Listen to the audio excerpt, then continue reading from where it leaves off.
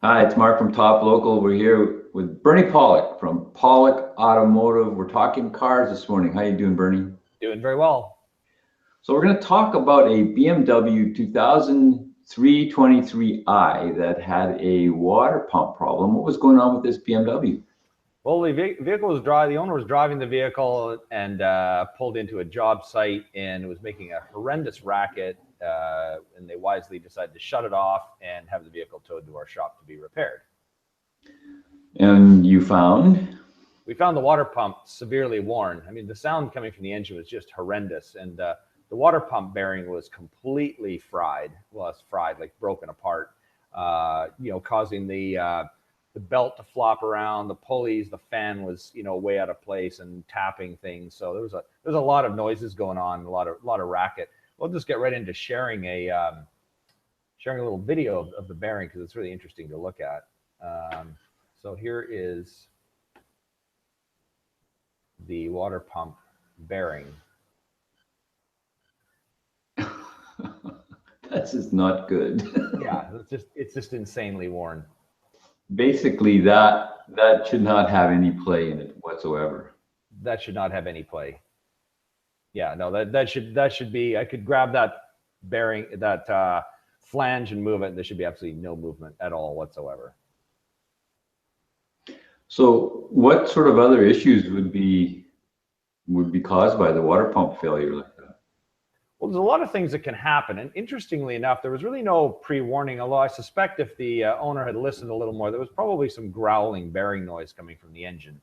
But I mean, a lot of things could happen. Like when a water pump fails, the engine can overheat. That's a very typical issue. Also, coolant loss is another common issue. And surprisingly, the coolant level was full in this car, which was good because, the engine never overheated, and that's a good thing. But usually when a bearing fails like that, there's a seal inside, and the seal will leak, of course, because things are just moving, at an angles that they're not supposed to.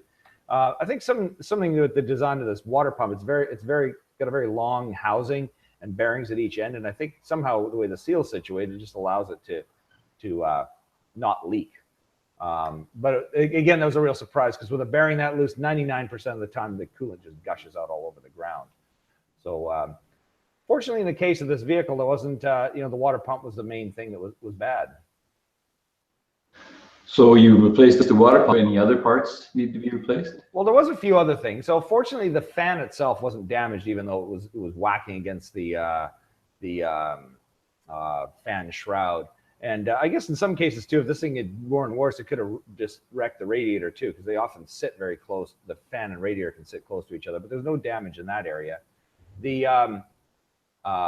So what other items did need to be replaced? So when we took it apart, the fan clutch, which is basically a mechanism that allows the fan to slip and improve basically engine efficiency and fuel economy, that piece was worn just from age. So we replaced that. Also the belts obviously got replaced. They were showing signs of cracking, and the tensioners and pulleys were starting to wear. So we replaced those too. So a few preventative items to prevent other failures down the road. But that was it. So how are BMWs for reliability? I had mixed experience, mixed results with them. They're actually these cars actually I find are pretty reliable. They're they're a little simpler. These older like a 2000 BMW, it's a little simpler of a car than some of the newer ones with direct fuel injection. They seem to have less problems. I mean, there's a lot of plastic pieces that wear out, but this car is 20 years old. We do regular service on it, and it doesn't really come in for a whole lot, more than you'd expect on a car that's this age. So pretty good, reliable car, and nice driving vehicle. So there you go. If you're looking for service in Vancouver for your BMW 3 Series, the guys to see are Pawlik Automotive. You can reach them at 604-327-7112. They're busy. Got to book ahead. Or check out the site, Pawlik Automotive. We have almost 5 years of videos on there, hundreds and hundreds of them for you to peruse through, tons of information. Thanks, Bernie. Thanks, Mark.